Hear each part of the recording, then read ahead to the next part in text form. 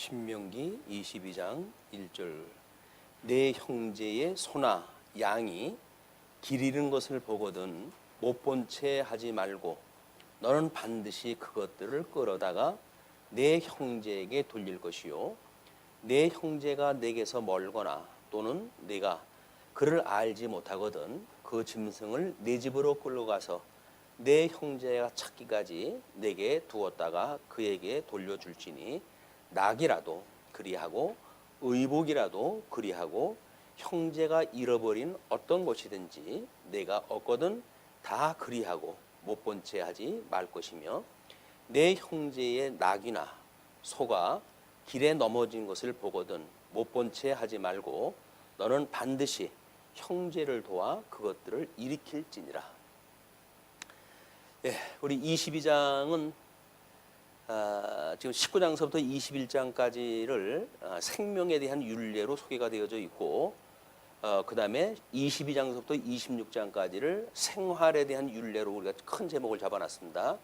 그리고 22장을 소유 질서에 대한 그 율례인데 우리 생명에 대한 이건 우리 지금 사도행전을 공부하고 나중에 요한계시록을 공부해가면서 이제 필요한 그런 그 일이기도 하고 창세기로부터 계속되어지는 일이기 때문에 상당히 중요한 그런 그 개념이어서 일단 다시 한번 확인을 하고 넘어가도록 하겠습니다.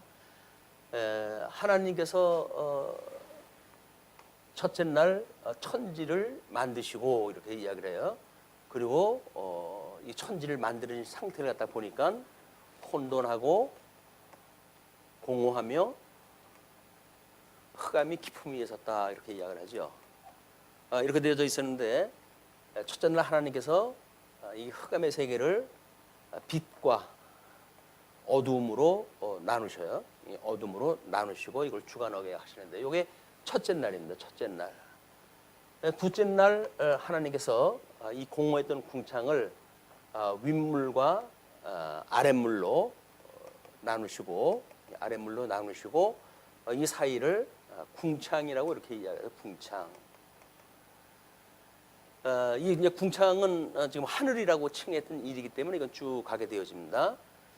그리고 3일째 되는 날 하나님께서 혼돈되어졌던 저거를 이 아랫물인데 이 아랫물을 이제 물과 무추로 이제 드러나게 하시고 이 물을 바다라 칭하셨다 이렇게 이야기를 했어요. 이게 셋째 날 지은 거예요. 그리고 이제 넷째 날입니다. 넷째 날 이 하늘이라는 이 궁창에다가 여기다가 해와 달과 그다음에 뭐 별과 그다음에 절기 뭐 이런 것들을 이제 만들어 주셨어요. 그래서 궁창이 만들어지고 이 궁창에 하나님께서 이제 넷째 날 이걸 만드시는데 천지에 대한 이 궁창이 만들어진 거예요. 그리고 이 물에서 셋째 날 이 물에서 묻이 드러나게 했던 요걸 가지고 우리 넷째 날, 다섯째 날, 여섯째 날 이렇게 되어지는데 이게 하늘이니까 여기다가 이 하늘을 나르는 새를 창조하셨던 것이 이제 이때 만드신 거예요. 그 다음에 여기 이 바다에는 물고기를 만드시고 그 다음에 여전히 6일날 된 날 이 바다의 무채 여기다가 하나님께서 모든 기는 짐승을 만드셨어요. 그리고 이제 사람을 만드셨거든요. 근데 요게 6일 창조까지 되어진 겁니다. 6일 창조가 되어지고 그다음에 하나님께서 7일날 안식을 하셨는데 이 안식을 했는데 성경에서는 이제 안식을 하셨더라 해가지고 요건 매듭이 되어지죠. 그런데 이 에덴 동산으로 이 만들어 놓은 사람을 에덴 동산으로 끌어들이잖아요. 그러면 이 안식은 에덴 동산에서 누려야 되는 우리들의 상태예요. 하나님하고 이제 교제를 나누면서. 근데 여기서 이제 추방이 되어짐으로 해가지고 여기서 우리 하나님의 사람을 지으시고 양대 언약을 세우셨는데 이 양대 언약이 에덴 동산에서 행위 언약과 그다음에 은혜 언약으로 구분이 되어져서 양대 언약을 행위 언약으로 인하여서 상실되어지고 은혜 언약을 인해서 회복되어지는 이런 언약의 시스템을 만들어 주신 거거든요. 이걸 이제 하나님의 섭리라고 이렇게 얘기합니다. 섭리. 여기까지는 창조 6일까지 이걸 창조라고 보고, 자 그러면 하나님께서 빛과 어둠을 나누셨을 때 이 빛을 우리가 생명이라고 이렇게 생명. 그러면 이 생명의 반대는 어둠은 사망이겠죠. 사망. 그리고 이 생명을 빛의 권세라고 이야기했을 때 요한계시록에 나오는 걸 보면 여기 이제 이 영적 존재니까 천사가 만들어요. 천사. 그리고 이 천사 다음에 우리 중보자 되신 예수님이 만들어진데 이걸 요한계시록에서는 어린 양으로 만들게 되어져요. 어린 양. 이제 이 지상 세계가 다 심판되고 없어지게 되면 천국에는 어린 양이 이제 존재하는 것으로 되어져 있습니다. 사망은 천사가 아니라 여기는 그러면 이제 사단을 만드셨겠죠. 사단. 이 사단은 하나님께서 이제 이걸 다 지으시고 그리고 하나님이 지으신 들짐승 중에 뱀이 가장 강교하였더라 이렇게 이야기가 되어져요. 그래서 그 뱀에 대한 거를 요한계시록에서는 옛뱀이요 마귀요 사단이라고 이야기를 하니까 이 천사를 지으실 때 영적 사단이 만들어진 겁니다. 이미 우리는 뭐 이제 이 보수주의 쪽에서 천사가 타락이 돼가지고 사단이 되어졌다고 그러는데 요거는 이원론적인 생각을 가지고 보기 때문에 그렇습니다. 어떻게 하나님이 사단을 만드실 수 있단 말이냐 이렇게 이야기를 하는데, 하나님이 어둠을 만들었다는 이야기는 하나님이 싫어하심에 대한 영역을 가지고 계시다는 거예요. 이게는 하나님이 원래 선악이라고 하는 절대 이성을 가지고 계신 분이기 때문에 싫어하심을 싫어하심으로 드러나게 하시고 그다음에 좋아하심을 좋아하심으로 드러냈기 때문에 사단을 만드실 수가 있느냐, 어떻게 죄를 짓게 하실 수가 있느냐, 뭐 악을 만들 수 있느냐라는 이야기는 가장 인본주의적으로 접근이 되어지기 때문에 그렇습니다. 아마 하나님의 절대 이성을 중심으로 보게 되면 창조가 되어서 빛과 어둠을 하나님께서 만드셨다니까요. 하나님은 이 빛과 어둠을 일반으로 여기시는 분이에요. 그러니까는 선이나 악이나를 하나님께서 일반으로 여기신다. 일반으로 여기는 건 뭐냐면 하나님께서 좋아하심도 있고 이 싫어하심도 있잖아요. 근데 이거를 궁극적으로 다 묶어가지고 선하시고 기뻐하시고 그다음에 온전하신 이게 뜻이라고 이렇게 이야기를 해요. 그러니까 선은 선함으로 해가지고 하나님이 좋아하시는 걸로 이루어지는 거죠. 악은 싫어하심으로 하나님의 선한 뜻을 이루어 가시는 거예요. 그리고 기쁘신 뜻, 이것도 선악을 동시에 기쁘시게 여기는 뜻이에요. 그리고 온전한 것도 어떤 것이 빠지는 것이 없이 그냥 온전한 것이 하나님의 뜻이다. 선하시고 기뻐하시고 온전하신 뜻을 이루어진다 이렇게 이야기를 했으니까. 그러나 절대 이성적으로 봤을 적에는 선악이라고는 구분되어져 있는 절대 이성을 가지고 계신 분이다. 이 뜻이 이제 이렇게 이루어지는 거예요. 그러면 이제 하나님께서 이 궁창에다가 하나님께서 이제 있는 그 일들, 이 해와 달과 별이 절기가 만들어지고 그러는데 이때 그 하늘에 공중권세 잡은 자를 넷째 날서부터 계시되어진 세계가 이제 천하계가 만들어지는 거 아니에요? 지금 이 천하계가 만들어지는 거예요. 이게 천하계이기 때문에 천하계의 옛뱀이라고 이야기했던 이 마귀의 이제 그 하나의 그 지칭으로 해가지고 공중 권세 잡은 자가 등장이 되어지는 겁니다. 그래서 우리의 씨름은 혈과 육에 대한 것이 아니요 공중 권세 잡은 자에 대한 것이다 이렇게 설명이 되어지기도 하죠. 그리고 예수님이 내가 이제 그 마귀가 하늘에서 떨어지는 걸 보았다 이렇게 사단이 떨어지는 걸 보았다 이렇게 이야기를 하는데, 이것이 예수님이 십자가의 사건으로 해가지고 철장 권세로 마귀를 이제 이길 때까지 이 공중에서 잡고 이렇게 있는 거예요. 그리고 이제 요한계시록에 가게 되면 이 물에서 나온 짐승과 육지에서 나온 짐승이 등장이 돼요. 그러니까 물에서 나온 짐승, 그다음에 이 뭇에서 나온 이 땅에서 나온 짐승, 이 두 개가 언급이 되어지거든요. 그러니까 넷째 날 이후에 만들어진 이것이 계시되어져 있는 사단의 쫄병들이에요. 이게 그러니까 사단의 쫄병을 우리가 인간이 만들어 놓은 걸 우상이라고 이렇게 이야기를 하는 거예요. 이걸 형상화해 가지고 이건 지금 넷째 날 이후는 형상화되어진 거 아니에요? 여기 형상화되어져 있기 때문에 형상화되어져 있는 거를 신의 모습으로 만들어 놓은 것, 이걸 우리가 우상이라고 이야기를 하죠. 우리 출애굽을 갖다 할 적에도 이걸 우상으로 만들어지는 것이 뱀의 형상을, 그 소의 형상을 만들어 가지고 금송아지를 만들어 가지고 이것이 우리를 애굽에서 인도낸 여호와다 이렇게 설명을 하잖아요. 그러니까 이 우상이라고 하는 거는 하나님께서 이미 짐승이라든지 이런 걸 이 땅에다 만드신 계시 세계 속에서 만들어 놓은 일인데, 이 만들어 놓은 거를 우상으로 인간이 눈에 보이는 가시적인 그걸로 그렇게 형상을 따라서 만든 것, 그걸 우리가 우상이라고 이야기를 하는 거예요.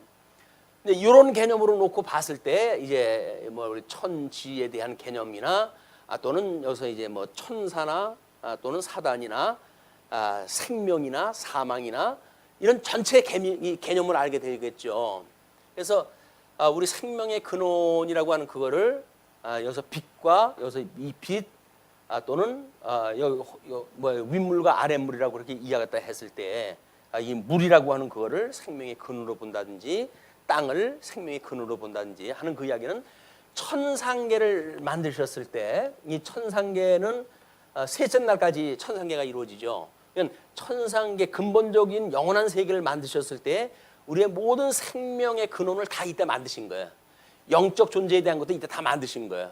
그리고 넷째 날서부터 형상화되어져 있는 이 궁창 아래의 세계를 갖다 만드셨을 때 이때를 우리가 천하계라고 이야기를 한다. 이걸.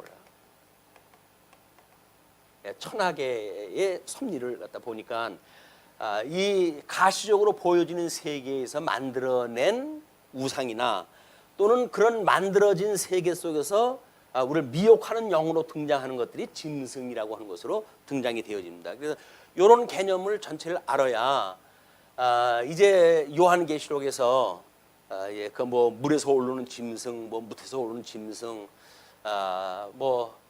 이런 또는 공중에서 우리 여자가 아기를 낳았을 때 그 교회를 해하려고 하는 짐승, 이런 개념이 이제 나오기 때문에 앞서 설명을 드리는 거예요. 왜냐하면 우리가 지금 이 계명 신명기에서 이야기하는 것도 이것이 생명에 대한 윤례를 따지는 거거든요. 생명에 대한 윤례. 그다음에 오늘은 그 26장서부터는 이제 생활에 대한 윤례예요. 그럼 생활이라고 하는 것이 결국은 요 우상, 이 넷째 날 이후 이걸 가지고 지금 우리가 살아가는 모습이 여기서 이제 전체적으로 연출이 되어질 거 아닙니까? 여기서 만들어지는 것은 양대 언약으로 주어졌던 것처럼, 그래서 보는 것은 하나님의 복과 그다음에 나라로 지어지고, 이 복이라고 하는 거는 이제 언약 자손, 하나님의 복이 있는 복의 자손, 복의 근원이신 예수 그리스도를 통해서 이것이 이루어지고, 언약 자손이 기초되어진 나라가 하나님의 나라로 해가지고 우리한테 주어진 거예요.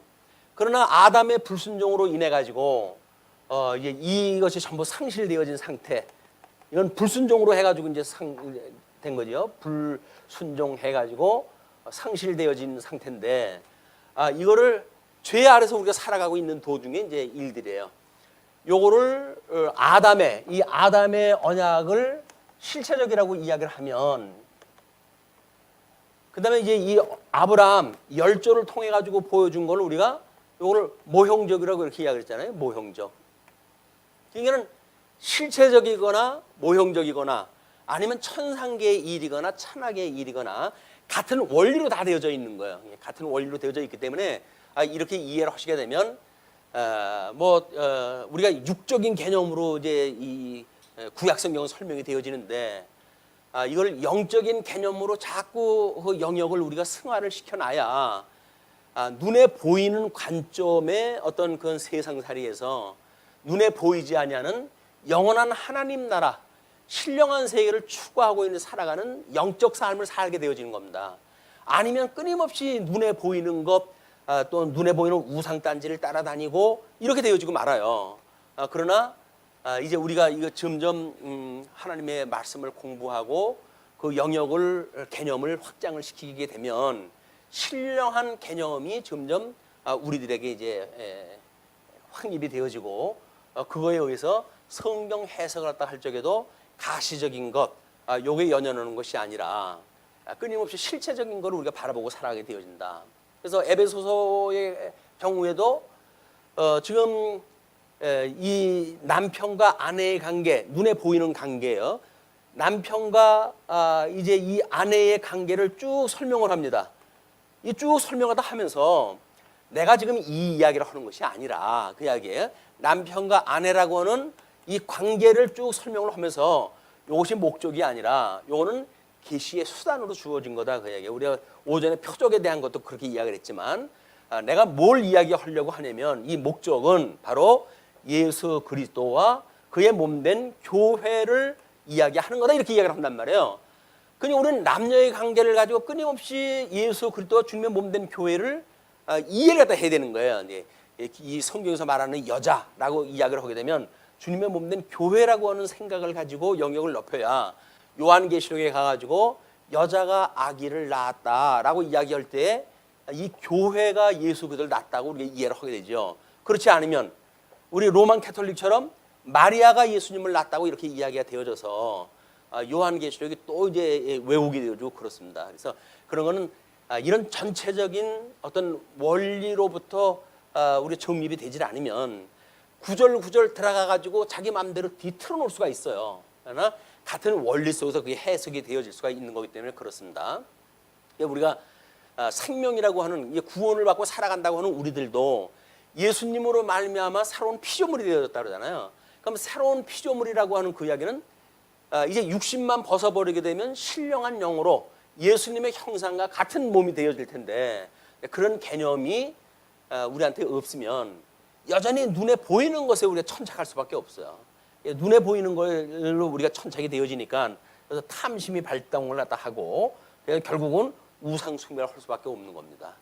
우리가 생명으로 해가지고 예수님의 안에 들어가 있고 내 안에 예수님이 계시다고 한다면 그럼 부족한 게 뭐가 있어요? 이 세속적인 걸 놓고 봐가지고 뭐 크다 작다 많다 적다 하는 걸로 영향을 받지 않는 거 아니에요. 신령한 영이라고 하는 건 그런 걸로 영향을 받는 게 아니란 말이에요.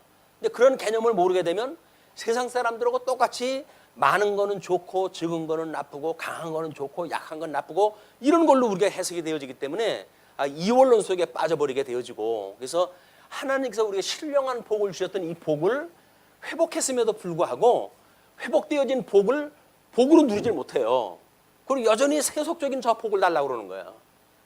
하나님께서 신령한 복을 우리한테 주셨어요. 이제 신령한 복을 주셔가지고 너는 예수 그리스도 안에서 우리 예수 그리스도와 우리 성부 하나님으로 인해서 은혜와 평강이 늘 함께 있어라고 하는 복을 누리는 성도의 심령 상태를 다 만들어 주셨는데 이 개념이 이제 왜곡되어지게 되면 하나님의 말씀을 아무리 우리가 이제 읽고 뭐 일용할 양식을 추구하고 그런데도 불구하고 눈에 보이는 것 때문에 빠져가지고 우리가 누리고 있는 실체적인 상태를 우리가 놓치고 살아간다. 이 종교 생활이 이제 여기서도 나오는 거예요. 신앙생활, 요걸 알게 되면 신앙생활이 가능한데 요걸 놓치게 되면 눈에 보이는 걸 가입을 갖다 시켜가지고 종교 행위로 전락돼 버리고 말거든요. 그것이 뭐 우리 어떤 게 본질이냐? 종교 생활은 형식적이고 신앙 생활은 뭐 그 의미적이다. 뭐 이렇게 이야기하는데 의미는 뭐고 형식은 뭘까요? 결국은 이거예요. 눈에 보이느냐 보이지 않는 세계냐 그 이야기이기 때문에 그래서 우리가 하나님께서 저 영원한 세계 천상계를 만드시고 이 눈에 보이는 이 넷째 날 이후에 천하계를 만들어 가지고 하나님의 영원한 하나님을 계시하다 하셨기 때문에 이거를 통해 가지고 우리 하나님 영원하신 하나님을 깨달아가는 도구로 주어진 거지 이거를 기능적으로 이렇게 되어지는 걸 목적으로 살아가는 일은 본질이 틀렸다. 이제 구약 성경을 공부할 때는 더더군다나 더 그렇습니다. 모든 게 육적인 방식으로 명령이 되어져 있기 때문에 육적인 그 명령을 어떤 방식으로 볼 거예요, 이걸. 그렇게 되면 이제 결국 눈에 보이는 걸로 인해 가지고 이래야 되고 저래야 되고라고 하는 이제 그 뭐 율법주의자들의 그런 그 이야기 거기에 우리가 그냥 답습을 할 수밖에 없어요. 자, 그러면 이제 이런 어떤 구조를 가지고 그 22장 1절부터 4절까지 이제 그 소유 질서라고 이렇게 이야기를 하는데요.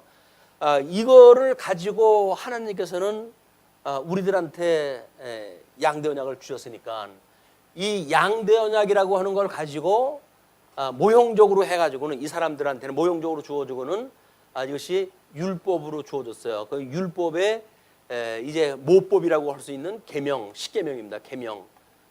이 계명이 우리 뭐 1계명서부터 5계명까지를 대신 계명이라고 이렇게 이야기를 했고, 대신 계명, 이 4계명까지입니다.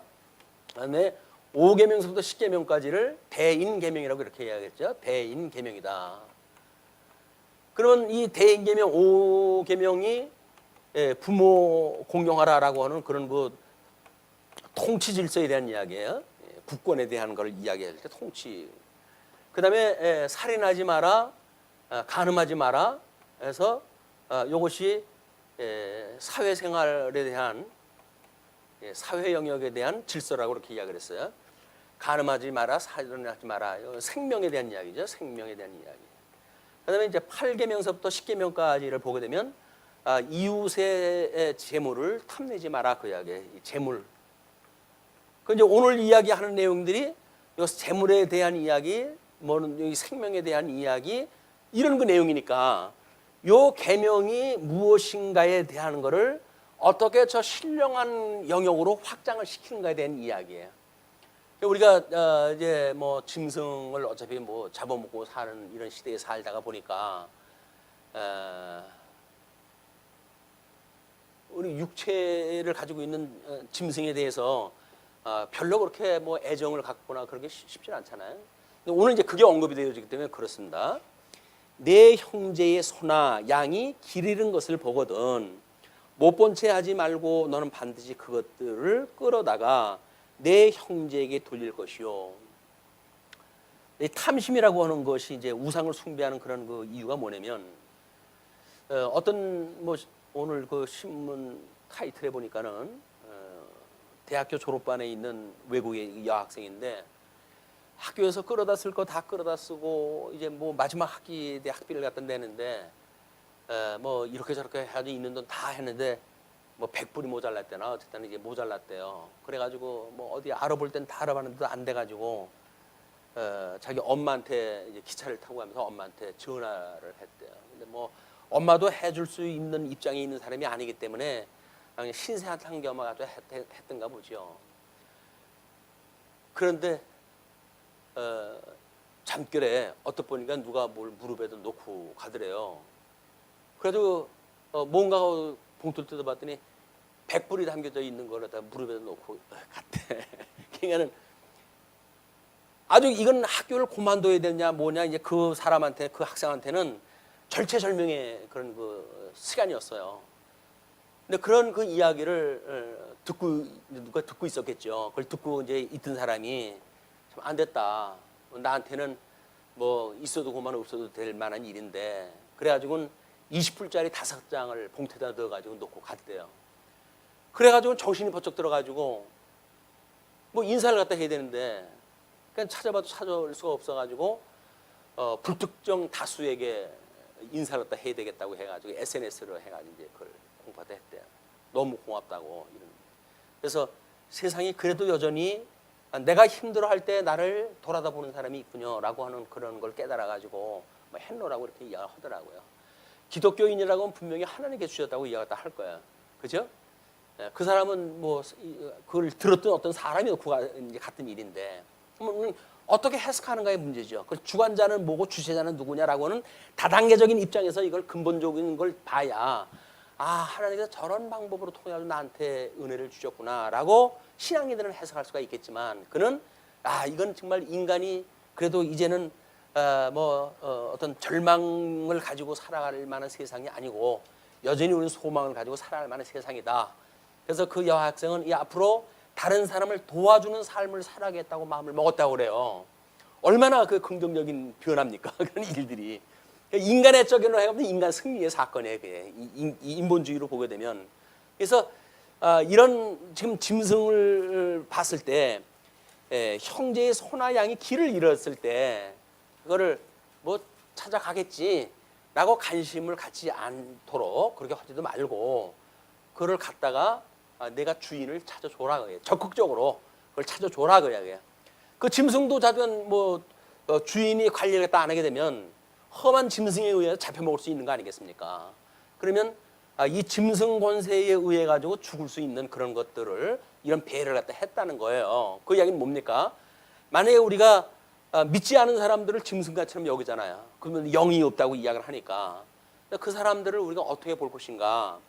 하나님께서 그들을 때가 돼가지고 구원의 반열에 들었을 거라고 한다면 그들은 우리와 똑같은 영혼을 가지고 있는 사람일 수가 있을 터인데 길을 잃어버렸잖아요. 길을 잃어버렸을 때 우리가 그 주인이 누구예요? 만약 그분이 예수님을 믿을 사람이라고 한다면 목자장 대신 예수님이겠죠. 그 예수님한테 데려다 줘라 그 이야기예요. 그 이야기는 우리가 복음이라고 하는 그걸 끊임없이 대상에 상관없이 이걸 전해야 될 일이지. 이거를 뭐 짐승을 이렇게 허락했다 가지고 지금 뭐 농경 사회도 아니고 우리가 양을 어디서 만나고 뭐 소를 어디서 만나요. 그걸 끌어다가 뭐 준다고 해서 이 문제가 해결될 문제가 아니잖아요. 이거를 이 생명이라고 하는 관점을 가지고 봤을 때 그것이 어떻게 우리가 이 문제를 풀어나가야 될까라고 하는 것이 바로 이런 눈에 보이는 짐승도 또 생명세계의 입장에서 보게 되면 예수 그들의 구속으로 인해서 구원받을 이런 사람으로 우리가 이해가 되어진다고 하면 우리는 만사가 복음의 증인으로서의 복음 증거의 대상이 되어진다. 이렇게 보실 수가 있을 거예요. 그래서 내 형제가 내게서 멀거나 들어봤는데 이거 아무것도 아니야? 그냥 너무 멀어요. 또는 내가 그를 알지 못하거든. 이건 누구 건지 모르겠는데 농경사에서는 대부분 가까이 있는 건 다 알겠죠, 사람들이. 근데 이제 특별하게 모르는 경우가 있든지 했을 때 그 짐승을 내 집으로 끌고 가서 내 형제가 찾기까지 내게 두었다가 그에게 돌려줄지니 보관을 또 하라는 거예요. 보관. 보관이라고 하는 그런 그 이야기는 뭡니까? 이때 이제 뭐 이 나그네라고 하는 그런 그 일로 보통 보여지잖아요. 나그네. 애굽의 종로로 했던 사람들이 하나님의 은혜로 구원을 받았는데 그들이 나그네 시절을 이해를 하다 하고 그때 당시에 뭐 이렇게 흘러다니는 나그네들을 우리가 어떻게 접대하는 거에 그런 그 문제입니다. 이거를 이분이 뭐 예수 그리스도일 줄 모른다 우리가. 그렇기 때문에 우리는 나그네를 존경해야 된다 그런 그 개념도 아니에요. 사실은 우리 이 나그네라는 거는 우리가 나그네 신세라는 겁니다. 우리 계명으로 놓고 봤을 때 모형적인 걸로 봤을 때 우리 아담의 이런 그 추방으로 인해 가지고 우리가 죄 아래 종로로 타고 있는 사람이라고 하는 걸 끊임없이 깨닫게 되는 일이니까 그거를 지금 이야기하는 거다. 그래서 낙이라도 그리하고 의복이라도 그리하래. 의복. 형제가 잃어버린 어떤 것이든지 내가 얻거든 다 그리하고 못 본 채 하지 말 것이며 내 형제의 낙이나 소가 길에 넘어진 것을 보거든 못 본 채 하지 말고 너는 반드시 형제를 도와 그것들을 일으킬지니라. 자, 그럼 신명기에서 지금 이 짐승에 대한 것도 이렇게 이야기를 하는데 예수님이 이제 선한 목자에 대한 예를 들 때 그 이야기를 하잖아요. 이제 너의 친구가 누구냐라고 하는 그거를. 그래서 그 지나가는 그 길에 강도를 만난 사람, 강도를 만나가지고 지금 완전히 쓰러져 있는 상태 아니에요. 그러면 이걸 통해 가지고 하나님의 이 계명을 통해 가지고 의와 인과 신이라고 하는 율법 정신, 이건 결국 사랑이라고 하는 그 이야기인데 이걸 깨닫고 살아가는 사람이 누군가에 대한 질문입니다. 예수님이 이걸 질문했다 한 거예요. 자, 지금 강도를 만나가지고 쓰러졌다. 근데 뭐 레위인이고 뭐 제사장들이고 피해가지고 다 가버리고, 근데 사마리아 사람이 와가지고 그를 치료했다 하고 이 주막에다가 그를 뭐 데려다가 그래놓고는 내가 다시 돌아올 때 돈을 맞아줄 테니까 치료를 갖다 해달라 이렇게 이야기를 하면서 그가 갔다는 거 아니에요. 그래서 예수님이 그 예화를 들면서 그 강도 만난 자의 친구가 누구냐라고 묻잖아요. 강도 나의 만난 친구가 누구냐 그런 이야기예요. 구속사적인 입장에서 보게 되면 뭐 예수님이 우리들의 친구가 돼가지고 우리를 그렇게 강도 만나는 우리들을 치료해 주시고 그리고 우리를 이제 그 주막에까지 안내를 갖다 해서 모든 치료가 다 끝날 때까지 보아주시는 그런 그 일 아닙니까? 그러면 사랑이라고 하는 그런 그 이야기가 여기서 짐승을 다만 살려주는 그런 행위로 멈추는 게 아니라 그거를 한 단계 영이 없는 인간, 이 짐승과 사람을 여섯째 날 같이 만들어요. 하나님께서 근데 이 사람은 그 코에 생기를 불어넣어서 생명이 되게 하고 짐승은 그냥 흙으로 빚어서 사람이 짐승이 되어졌기 때문에 이 두 개를 여섯째 날 같이 만드시는데 이 짐승을 짐승으로만 보는 것이 아니라 만약에 우리 사람하고 이걸 같이 본다고 했을 때는 그만큼 우리가 어떻게 이 사랑의 개념을 가지고 피조물을 봐야 될 것인가. 하나님께서 섭리하시는 이런 그 복과 나라 양대 언약을 갖다 하셨을 때 어떻게 볼 것인가. 불택자라고 해가지고 이거 뭐 지옥 갈 인간이야 내가 할 게 뭐냐면 이렇게 하는 것인가. 아니면 끝까지 잃어버린 양 한 마리를 우회가지고 목자 되신 우리 예수님이 그렇게 끝까지 그를 찾으러 다녔던 것처럼 우리도 결국은 증인의 삶이 그런 그 증인의 삶이 아닌가. 그냥 우리가 외면해야 될 대상은 아무도 없는 거예요. 그것이 그냥 세상 사람들이 보는 윤리적인 개념이 아니라 이런 복음의 증인으로서의 삶인 거죠. 그렇기 때문에 이때서부터 나온 걸 우리가 도덕법이라고 하는 그걸 가지고 이 도덕법이라고 하는 걸 가지고 계명에 대한 걸 설명을 한 거거든요. 그러니까 지금 우리는 이 계명을 우리가 지켜가지고 의로운 것이 아니라 예수님으로 인해 가지고 이 계명이 완성이 되어졌고 그래서 우리가 이제 구원 받은 거 아니에요. 그렇다고 한다면 우리한테 도덕법이 하나님의 의를 이루어가는데 이것이 뭐 가당한 일이냐? 아니면 이걸 안 지킨다고 해가지고 하나님께서 의가 없다고 해도 불의로 우리를 정죄할 것이냐? 라고 하는 걸 물어요. 거기서. 그러면서 그게 아니다. 다만 구원을 받은 사람이 어떤 은혜 가운데 구원을 받았던 것을 기억을 해야 될 이유가 있고 어떤 죄를 졌는지에 대한 개념을 알고 있어야 하나님의 은혜를 우리가 기릴 수가 있기 때문에 이런 모든 것이 법이 필요하다 그 이야기거든요. 이 도덕법의 범주를 보게 되면 이게 전부 의와 인계 신에 대한 문제들이에요. 전부. 그래서 우리가 숨쉬고 살아가는 모든 공간들이 결국은 하나님의 사랑을 깨달아가고 그리고 우리가 불의한 우리를 깨달아가고 그러면서 하나님을 경외하는 수단으로 이게 다 주어진 거란 말이에요. 이걸 이제 우리 구약 성경에서는 어떤 뭐 이런 짐승이라든지 이걸 육적인 개념으로 설명이 되다 보니까 신약 성경에 넘어와도 저걸 그대로 끌어다가 육적 개념으로 우리가 신앙생활을 이해할 수밖에 없어요. 옆에 사람 손 붙들고 뭐 안녕하세요 사랑합니다 이게 사랑이 아니라는 거예요. 이 사랑의 본질은 예수 그리스도와 내가 한 몸이 되어졌기 때문에 그 예수 그리스도와 같은 생명이 한꺼번에 어울려지는 게 주님의 몸 된 교회 아닙니까? 그 교회로서의 신앙생활을 해가는 거지. 옆에 사람 손 붙들고 사랑합니다 그게 사랑이 아니라는 걸 우리가 다시 재인식하다 할 필요가 있고 그럼 뭐 그렇다고 해가지고 그럼 뭐 인사하는 게 잘못이냐? 잘못이라는 이야기 아니에요. 왜냐면 사랑이라고 하는 게 왜곡되어지니까. 왜냐면 우리는 사랑이라고 하는 건 진리 가운데서 결국은 진리와 함께 기뻐하는 일인데 진리도 뭐고 옆에 사람 손 붙들고 사랑한다는 이야기는 육적 개념으로 사랑이라고 개념으로 전락돼 버리니까 복음을 아는 사람의 사랑은 과연 뭔가 이것이 예수 그리스도와 같은 생명이 되어졌다. 믿는 것과 아는 것이 같은 사람들이 예수님과 한 몸을 이루고 주님의 몸된 교회를 이루고 살아가는 성도들의 삶이다라고 하는 그 규정이 무엇인가를 우리가 깨달아야지. 규정은 차치해버리고 옆에 사람 손 붙들고 뭐 사람 배고픈 거 밥 주는 것 이것이 근본적인 목적이 아니다. 그래서 근본 이 본질을 우리가 추구할 것은 뭐고 또는 그걸 수단적으로 우리가 이 깨달아갈 건 무엇인가라고 하는 거를 끊임없이 살펴볼 필요가 있다는 거예요. 우리는 이원론적으로 빠지게 되면 또 이 목적을 지어온다고 해가지고 수단을 우리가 부정하는 수가 많죠. 그건 무슨 뭐 우리 예수님을 만나는데 그게 대수냐라고 해가지고 이걸 버리는데 도덕법을 부정하는 사람들이 대부분 이걸 포기를 했다 해요. 왜? 우리 다 뭐 예수님으로 인해 가지고 다 구원받았는데 도덕법이 우리한테 뭔 상관이냐 이렇게 이야기를 하는데 그렇지는 않습니다. 끊임없이 육체의 소욕을 가지고 있는 우리들에게는 수단적으로 해가지고 의와 불의를 가르쳐주는 도구로 쓰시기 때문에 그래요. 자, 그런 뒤에 5절 보시게 되면 남녀 의복에 대한 윤리가 나옵니다. 여자는 남자의 의복을 입지 말 것이요 남자는 여자의 의복을 입지 말 것이라 이같이 하는 자는 내 하나님 여호와께 가증한 자이니라.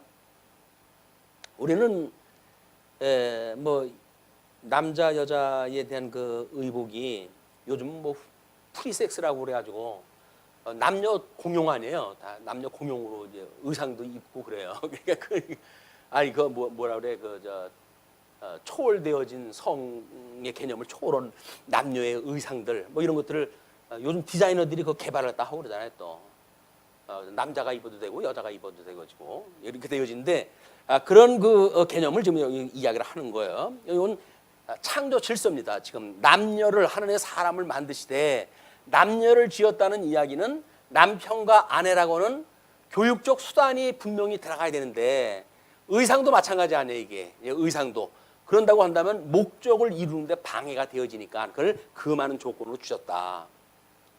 뭐 심지어 뭐 요즘 이제 여자가 신학교에서 학생들을 가르치는 것이 가하냐 불가하냐라고 하는 걸 가지고 좀 뭐 신학교에서 난리도 나왔어요. 물론 뭐 그걸 무시하는 사람들도 많이 있지만 그러나 또 문제가 제기되어졌기 때문에 갑론을박하고 그렇습니다. 그것이 이런 생명세계라고 하는 데까지 뛰어넘어가게 가지 않으면 우리는 거기에 구속을 당할 수밖에 없어요. 남녀라고 하는 성에 구속이 되어지고 노소라고 하는 그런 어떤 사회적 거기에 이게 되어져고 그러나 이제 우리 디모데서에 보게 되면 내 연소함으로 업신여김을 받지 마라. 그 이야기는 뭐예요?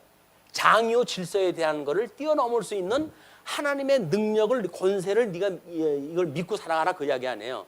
가르치는 은사를 주었기 때문에 세속적으로 해가지고 나이 많은 사람 앞에서 무조건 오고 입을 다무는 것이 선이 아니다. 복음을 증거할 때는 연소함으로 네가 업신여김을 당하지 마라 이렇게 이야기를 하는 거란 말이에요. 그리고 뭐 아마 그 질서에 대한 문제 이야기했을 때 여자는 교회에서 잠잠하라라고 이야기했기 때문에 여자의 안수 문제가 가능한가 불가능한가라고 하는 것이 현실적인 문제예요. 지금 교회에서도 이거를 아직도 육체적인 남자와 여자의 개념으로 보게 되면 문자적으로 이해를 갖다 해서 문자적 해석에 머물게 되어지게 되면 한 발짝도 옮길 수가 없어요. 왜 남자 여자가 참 이 남녀가 유별한데 어떻게 여자가 남자를 가르칠 수가 있느냐, 주관할 수가 있느냐라고 하는 걸로 해가지고 교계에서 보수주의에서는 지금까지 여자에 대한 거를 인정하지 않습니다. 여자의 이 강단에 서는 거를 우리 뭐 문화적인 그런 변화에 의해 가지고 뭐 지금 10번 양보해 가지고 고집을 부리는 분들도 뭐 세태적인 문화의 한쪽이라고 한다면 뭐 받아들이겠다 그거는. 그러나 성경적이라고 그러진 말아라. 뭐 이렇게 해가지고 아주 성경적인 걸 고수하는 사람들처럼 이야기를 하거든요. 만약에 성경의 진리라고 하는 걸 믿고 그렇다고 한다면 그것이 문화가 됐든 별게 됐다고 하더라도 그건 거절을 했다 해야죠. 근데 뭐 그 문제, 이 정치적인 문제거나 문화적인 문제라고 한다면 수용하겠다. 그냥 성경이 그렇다고는 하지 말아라. 그런 그 이야기인데 그게 어떻게 말이 돼요? 안 되지. 그거를 뭐 우리가 이제 그 디모데서의 그 이야기를 할 때 그런 데로부터 구원을 받은 여인에 대해서는 해산한 여자에게는 그렇지 아니하니 그래가지고 별문항을 만들어 가요. 그 이야기는 뭡니까? 이미 구원을 받고 주 안에서라고 하는 그 이야기는 뭐예요? 이 나라가 이미 남녀가 하나의 교회가 이루어진 거 아니에요. 그냥 이거는 크게를 봤을 때는 여성성이고 이거는 남성성이라고 하는 이야기예요.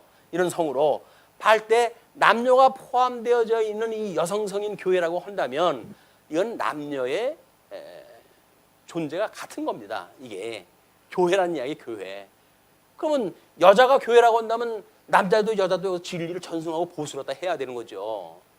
근데 그거를 문자적으로 해석을 해가지고 안 된다라고 이야기다 하는데 그 뭐 민주주의의 본산인 미국에도 여자들이 투표권 가진 지가 얼마 안 돼요. 세월이. 남자들이 무정 좋은 세상에 뭐 한 2000년을 살아왔으니까 여자들한테 이런 건 나눠주려고 그러면 배 아프죠. 이 좋은 걸 왜 줘? 얼마든지 발아다 놓고 그냥 자기의 몸종 부려먹듯이 부려먹을 수가 있는데 왜 여권 신장을 갖다 시켜가지고 우리가 그 밑에 들어가냐. 이런 생각을 가질 수가 있을 거예요. 근데 이게 문화적인 장면이 아니라 해석을 우리가 얼마만큼 신령한 세계를 보는 눈으로 해석하는가에 대해서 그 범주가 달라진다. 근데 이런 논의를 이런 뭐 이 창세기서부터 이걸 논의를 풀어나려면 보통 복잡한 문제가 아니잖아요. 이게 설명이 안 되는 거야. 기껏해야 사사시대 때 여자가 나라를 구한 사람이 있는데 우리의 사도행전에 보게 되면 여자가 복음을 증거하고 가르친 일이 있는데 이제 왜 안 된다고 그러냐 뭐 이렇게 하는 파편적인 성경 구절을 가지고 이걸 증명하다 했을 때는 안 돼요. 왜? 성경 구절이 그걸 부정하는 이 구절이 더 많거든요. 이거는 원리적으로 구조적으로 이해가 되질 않으면 안 된다. 그리고 6절 7절 보시게 되면 어미새와 새끼새에 대한 윤례예요.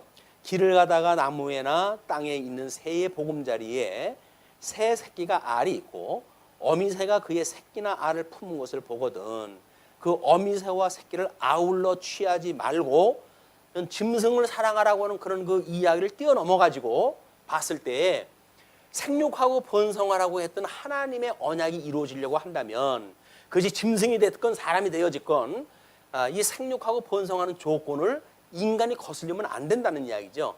하나님의 언약대로 만사가 이루어가는 그런 하나님의 기뻐하신 뜻이 무엇인가를 우리가 관찰할 필요가 있는데 그 새끼가 알을 품고 있는데 그 새끼 새를 갖다가 데려가 버리게 되면 그 알이 뭘 먹고 깨어나겠어요. 새가 뭘 먹고 자라겠고 그렇기 때문에 아울러 취하지 마라.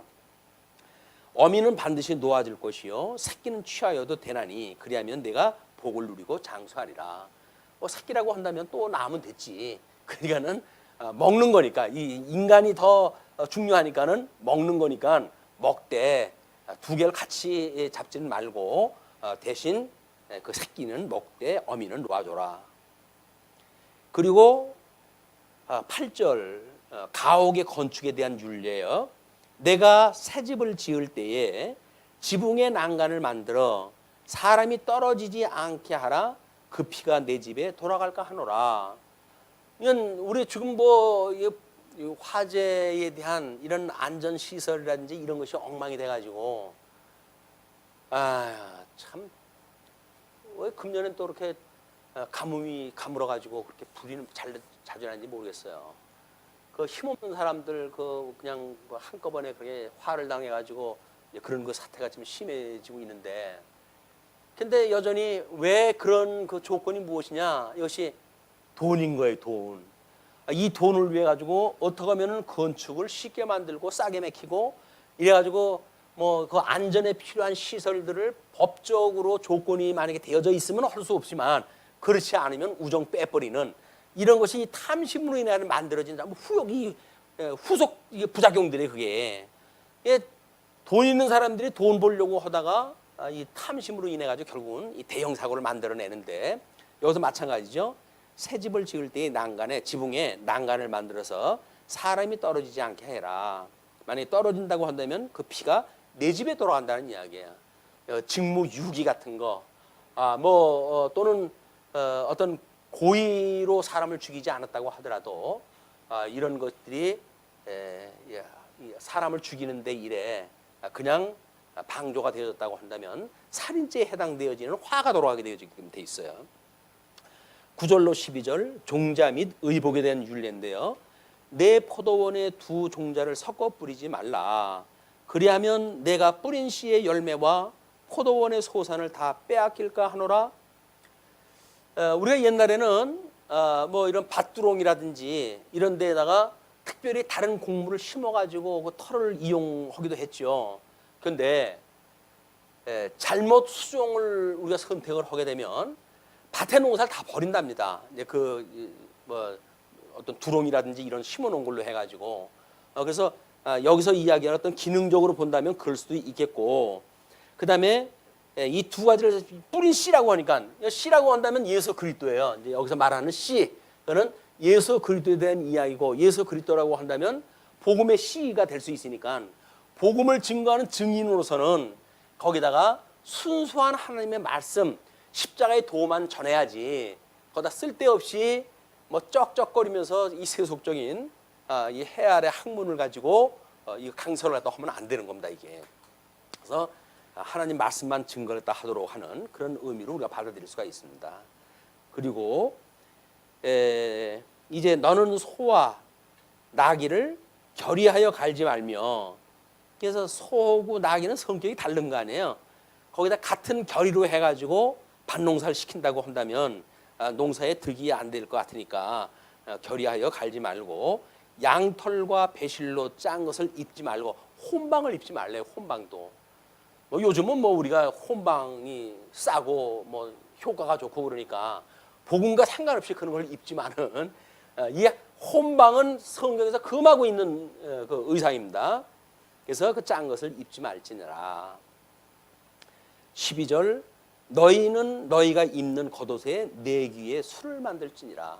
그래서 우리 하나님의 그 말씀에 따른 구원의 그 표적을 우리 여호수아에서 이제 정탐꾼들이 정탐을 했다 하고 그 집에서 나올 때 그 집에다가 빨간 줄을 걸던 표식을 갖다 걸게끔 하잖아요. 예수 그리스도 하나님의 그 언약대로 이루시는 하나님을 끊임없이 기억할 수 있는 그거를 의상문에도 그대로 도입하다 하도록 되어져 있는 것이 그 술을 다는 그런 그 방법입니다. 그 다음에 13절로 21절 보시게 되면 순결한 결혼 생활에 대한 율례를 이야기를 해요. 누구든지 아내를 맞이하여 그에게 들어간 후에 그를 미워하여 비방거리를 만들어 그에게 누명을 씌워 이르되 내가 이 여자를 맞이하였더니 그와 동침할 때에 그가 처녀임을 보지 못하였노라 하면 그 처녀의 부모가 그 처녀의 처녀인 표를 얻어가지고 그 성문 장로들에게로 가서 처녀의 아버지가 장로들에게 말하기를 내 딸을 이 사람에게 아내로 주었더니 그가 미워하여 비방거리를 만들어 말하기를 내가 내 딸에게서 처녀임을 보지 못하였노라 하나 보라. 하나 그렇게 하지만은 보라. 내 딸의 처녀의 표적이 이것이라 하고 그 부모가 그 자리옷을 그 성읍 장로들에게 앞에 펼 것이요 그 성읍 장로들은 그 사람을 잡아 때리고 이스라엘 처녀에게 누명을 씌움으로 말미암아 그에게서 은 100세겔을 벌금으로 받아 여자의 아버지에게 주고 그 여자는 그 남자가 평생에 버릴 수 없는 아내가 되게 하려니와 그 일이 참되어 그 처녀에게 처녀의 표적이 없거든 그 처녀를 그의 아버지 집 문에서 끌어내고 그 성읍 사람들이 그를 돌로 쳐 죽일지니 이는 그가 그의 아버지 집에서 창기의 행동을 하여 이스라엘 중에서 악을 행하였음이라. 너는 이와 같이 하여 너희 가운데서 악을 제할지니라. 자, 동물을 사랑을 해가지고 넘어진 소 이런 것도 그냥 두지 말라고 하시는 분이 여자가 지금 결혼을 갖다 해가지고 지금 이 처녀성에 대한 그런 그 문제로 해가지고 돌로 쳐 죽이라고 하는 극단적인 이 벌칙을 갖다 제시를 갖다 하잖아요. 이 의미가 뭐예요 도대체 이게? 우리 이 우상이라고 하는 이제 이것이 현상적으로 드러날 때 우상 숭배가 가나안 땅에 들어가서 가나안 7족속이 각종 그 우상을 섬기지 않습니까? 그렇게 했을 때 여자가 이 갑옷을 입는 경우도 있고 그 제사를 드리는 남자들이 여장을 갖다 하고 들어가지고 제물을 바치고 이렇게 하기도 하고 또는 거기에 자기 아기를 불에 태우는 데다 들여보내기도 하고 이런 수없는 우상의 방법이 소개가 되어지는 거예요. 여기서 이야기하는 그런 그 이야기는 이 우상을 섬기는 자세의 문제를 좀 이렇게 가시적인 방법으로 설명이 되어졌다. 그래서 우리가 예수 그리스도 순결한 성도 우리가 이 도덕법을 지킨다는 이야기는 주님께서 오시는 그날까지 이 재림하시는 그날까지 우리 성도가 이 단장한 신부처럼 단장한 신부의 모습으로 해가지고 우리가 경건의 삶을 살아가는 거예요. 그래서 이 경건한 삶을 사는 성도들이 예수님이 오셨을 때 경건한 신부니까 아내니까 그래서 그 예수님을 맞이하는 것이 하나님이 예수님 재림했을 때 모이는 주님의 몸된 교회의 모습입니다. 이거를 우정 예수님이 다 이루어진 거야. 그러므로 우리는 윤리라든지 그런 거에 얽매일 필요가 없어 라고 말한 건 논리적으로 맞지 않아요. 왜냐하면 새로운 피조물이 되어졌기 때문에 새로운 피조물로서 필요한 덕성 문제가 있어요. 그것이 바로 뭐냐면 성령의 열매를 맺는 일들이다. 예수님을 믿는다는 이야기는 온전케 하시는 예수를 그리스도를 바라보고 살아가는 삶인데 우리가 여기서 살아간다고 하는 그 이야기가 계명으로 여전히 사랑하라고 하는 사랑을 우리한테 계명으로 주셨잖아요. 그럼 예수님도 내가 너희들을 사랑할 좀 너희들도 서로 사랑하라 라고 이야기했고 뭐 서신서에서 후반전에 가면 요한의 이야기는 전부 사랑하라는 이야기입니다.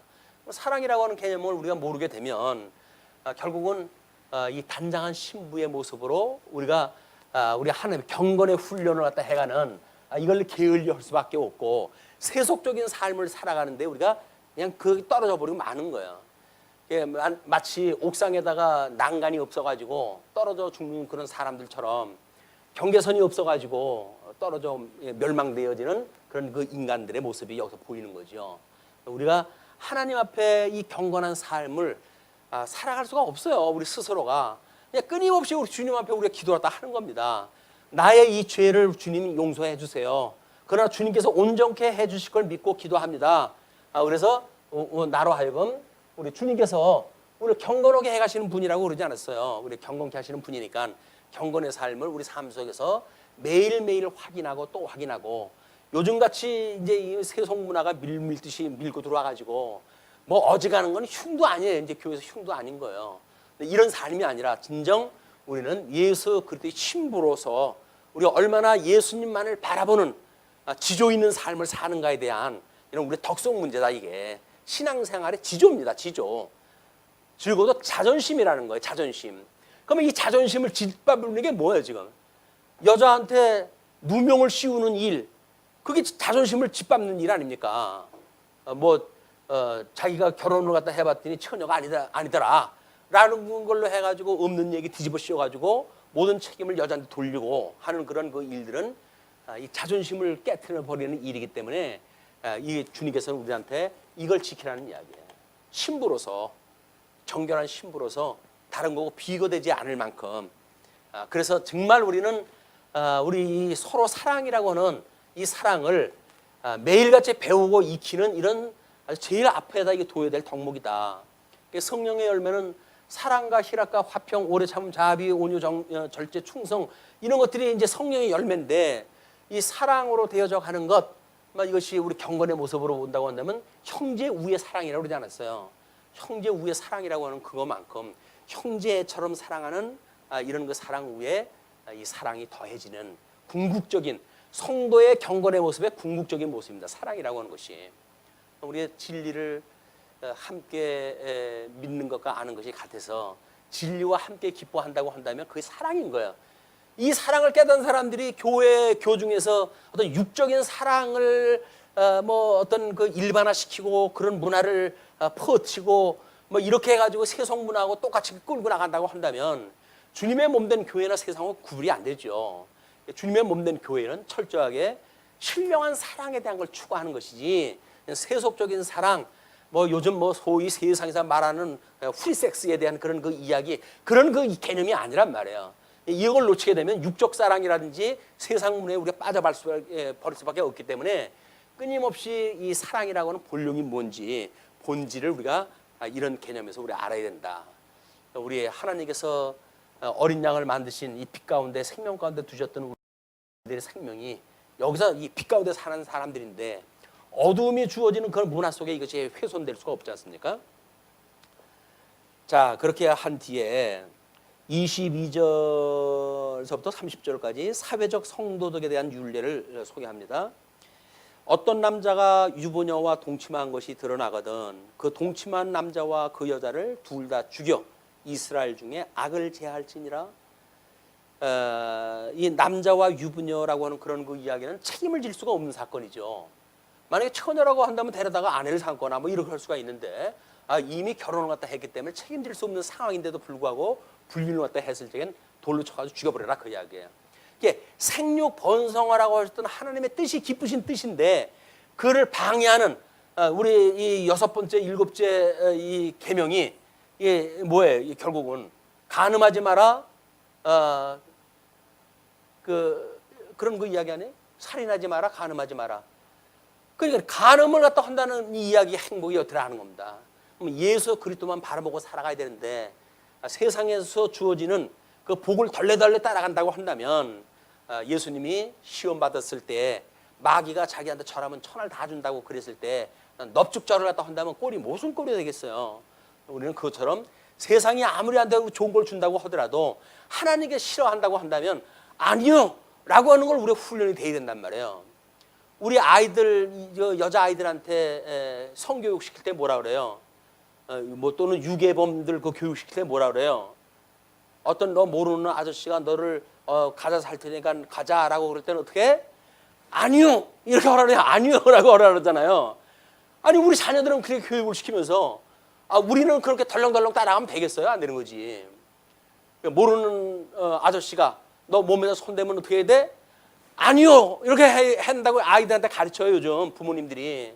왜? 세상이 완전히 쓰레기거든요. 쓰레기판이거든요. 그렇기 때문에 이 눈에 보이는 세계 속에서도 그런 걸 교육을 시키는데 신령한 우리들이 그렇게 오직 예수 그리스도만 바라보며 살아가도록 돼야지. 세상의 잡설을 가지고 위로를 받고 뭐 지식의 그런 어떤 그런 재미가 있습니다. 세상이 주는 지식도 지식 나름의 기쁨이 있어요. 공자가 고백할 때 했듯이 학문의 그 기쁨이 얼마나 좋은 건데요.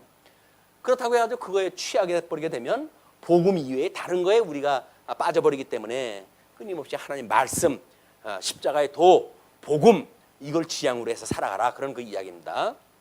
그러면서 처녀인 여자가 남자와 약혼한 후에 어떤 남자가 그를 성읍 중에서 만나 동침하면 너희는 그들을 둘 다 성읍문으로 끌어내고 그들을 돌로 쳐 죽일 것이니 그 처녀는 성 안에 있으면서도 소리 지르지 아니하였으며 그 남자는 그 이웃의 아내를 욕보였음이라. 너는 이같이 하여 너희 가운데에서 악을 제할지니라. 만일 남자가 어떤 약혼한 처녀를 들에서 만나서 강간하였으면 그 강간한 남자만 죽일 것이요 처녀에게는 아무것도 행하지 말 것은 처녀에게는 죽일 죄가 없음이라. 이 일은 사람이 일어나 그 이웃을 쳐 죽인 것과 같은 것이라. 결국은 여자가 한 거 힘으로 봤을 때 한 거 할 수 없기 때문에 들판에서 아무도 없을 당했으니까 그건 여자의 잘못이 아니다. 그리고 만약에 그를 겁탈했던 남자는 쳐 죽여라 이제 그런 그 이야기예요. 요즘 뭐 이제 성문화라든지 뭐 미투 운동으로 해가지고 대한민국의 추한 꼴들이 다 드러나지 않습니까? 그 버젓이 무슨 뭐 사자 붙여가지고 행색계나 하던 인간들이 전부 이런 걸로 해가지고 좀 여자들 앞에서 추악한 일들을 갖다 하고 그래가지고 다 고발당하고 그 가정 가가지고 무슨 짓을 얼굴을 어떻게 들고 살는지 몰라요. 이런 그 일들이 지금 대한민국에 만연되어져 있는 거야. 그나마도 뭐 좀 신사적으로 세상이 변했으니까 그런데 그 이전엔 더한 거 아닙니까? 그러니까 그 섬에서 여선생 그 겁탈한 그 주민들 보세요. 그 사람들은 그냥 놀이 삼아 한 거 아니에요? 놀이 삼아 한 거. 그걸로 해가지고 뭐 동네방네 자랑을 갖다 하고 자기 무용담이에요. 그게 무용담. 여자를 갖다 범했다고 하는 걸 무용담으로 아는 이런 무지막지한 삶의 그런 그 현장이 현재 한국의 역사예요. 이게 얼마 전엔 더 했던 거죠. 이게 그 뭐 회자되어지는 이야기는 말도 못하는 것들입니다. 이런 것들이 주님의 몸된 교회에서 우리가 성 문제를 어떻게 바라보아야 될 것인가라고 하는 문제를 곰곰이 생각할 이유가 있어요. 그걸 다만 세상이 이야기하고 있는 그런 성문에 끌려가는 것은 지극히 반복음적인 행위다. 그리고 28절 만일 남자가 약혼하지 아니한 처녀를 만나 그를 붙들고 동침하는 중에 그 두 사람이 발견되면 동침한 남자는 그 처녀의 아버지에게 은 50세겔을 주고 그 처녀를 아내로 삼을 것이라. 그가 그 처녀를 욕보였은즉 평생에 그를 버리지 못하리라. 그래서 이거는 뭐 처녀니까 이제 짝꿍을 맞춰주면 되어지니까 그렇게 허라는 이야기죠. 그래서 참 뭐 현실적으로 우리가 뭐 자녀들의 결혼을 앞둔 부모님들도 그렇고 이런 문제 우리가 기도거리입니다. 어떻게 같은 복음으로 살아가는 가정을 우리가 이끌고 살아가게 할 것인지, 아니면 어떻게 복음을 증거하는 그런 뜨거운 열정을 줘가지고 그걸 감당하게 하는지, 이런 일들이 다 기도거리로 우리한테 주어질 일이라고 보여집니다. 사람이 그의 아버지의 아내를 취하여 아버지의 하체를 드러내지 말지니라. 이때는 워낙 이제 아내를 많이 두고 이제 그런 시대이기 때문에 뭐 친모야 그러겠어요. 뭐 요즘은 또 뭐 친부모도 없어요. 자녀들 앞에 성추행하는 걸 보게 되면 뭐 친부가 자기 친딸한테 뭐 그런 짓 험한 일도 하고 세상이 너무 무섭습니다. 이런 그 시대이기 때문에 우리가 교회에서라도 이런 것들을 분별하고 성이라고 하는 것이 뭔지 그런 것들을 우리가 분명히 알 필요가 있다.